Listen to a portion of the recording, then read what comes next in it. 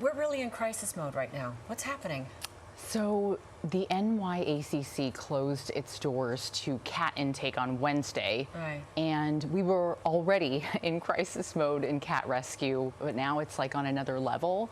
And so as New Yorkers, I feel a duty to let our community know that we can do better and we can come together and we can try to solve this problem that has been ongoing for so long. So this means that the city's animal shelter has said we won't take any more cats. What does that mean exactly? So it means that there will be more cats on the streets of New York, and they will be suffering and they will need our help. So it means that the community of New York really has to step up, and there's three things that we can all do together. Is number one is to foster. So open your home up to fostering, apply today. It takes just a gentle form, and it's like opening up your home to an old friend. And I swear it's enriching and beneficial, and you might even fall in love with the cat. Right. The second one is to adopt, and make sure that you commit for a lifetime. I've had my last cat for 20 years, and she was, she took the place of many boyfriends and many bad days, and she gave me life when I had nothing else in New York. Right. And then, adoption is really important too, because it gets the cats out of the shelter, so the Right. crowding is out, and fostering gets the cat out of the shelter as well. Right. Number three is become a patron.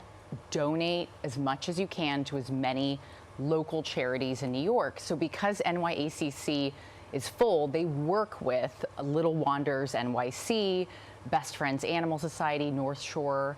There's also local places like Flatbush Cats, Puppy Kitty NYC, Bronx Community Cats, and then also Greenpoint Cats, and even the Brooklyn Cat Cafe. They all do their part. There's so many more, but these are the ones that I can think of. Well, what really strikes me about all of this is that, this is not sort of a dedicated, well-oiled machine. This is a lot of people coming together in little ways to make a difference. Yes, and Kirsten, you're absolutely right. It's a group of people, individuals, civilians, regular people that are volunteering their time and their effort and their personal. Hearts, and absolutely. Let's talk about how people can donate. Of course, there's always money that you can give. Sometimes people are a little reluctant to do that because they don't know the exact structure of the charity. Yes. But there are other ways that you can give and care for cats. What can you do? That's a great question. I personally work with Little Wanderers NYC transporting. So I donate my time to go pick up cats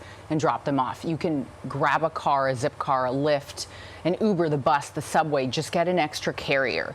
You can donate your time to go to these events. They do adoption events with Little Wanderers. They do adoption events at Best Friends in New York in Soho. They do adoption events at NYACC. You can go to the shelter, bring a carrier, and pick up a cat. Just go. And you can also donate the things that are needed for cats. So if you want to be able to provide care in that way, what are the things that are needed, and how do people get it to the right place? So NYACC needs bedding, so they need sheets and blankets, and they can just be sanitary, folded up, and dropped off at either the Brooklyn location or the Manhattan location. There's also a ton of wish lists, like food donations, litter donations, toys.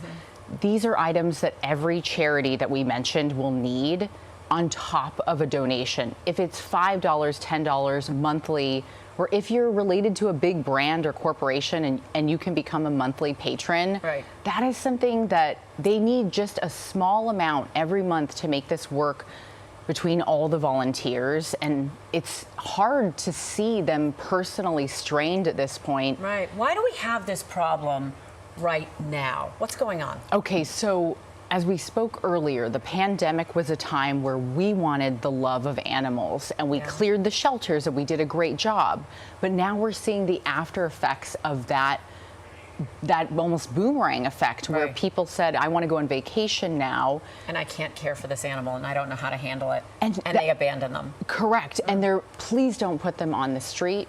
Please call the local shelters and rescue groups to help, and please know that they do not belong on the street, and don't harass them or kick them. They are living creatures, and a lot of them were once in someone's home, and people leave them on the street now.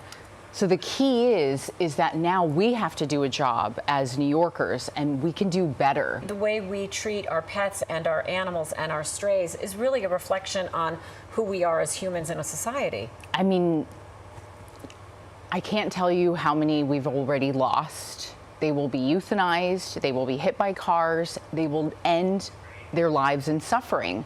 I mean, to be human is to help when you are able, and we are well and able to open our home as a foster.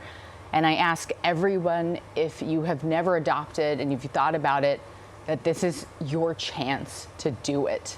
And you know, the thing about fostering, I feel like, is it's almost like a tryout, right? So you don't have to stay committed forever. It's not like adopting where you're taking that step. You pointed out your cat was with you for 20 years. Some people think like, wow, that's a really long-term relationship.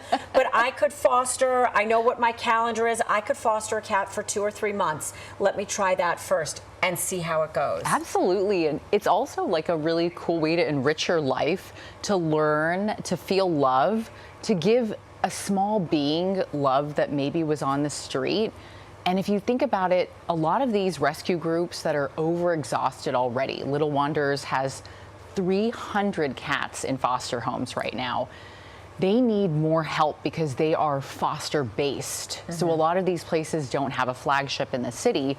And as New Yorkers, we're resilient, and we have to be resilient with our community. And that means being a part of it and doing your part to volunteer, to donate, and maybe open up your home to a beautiful new relationship.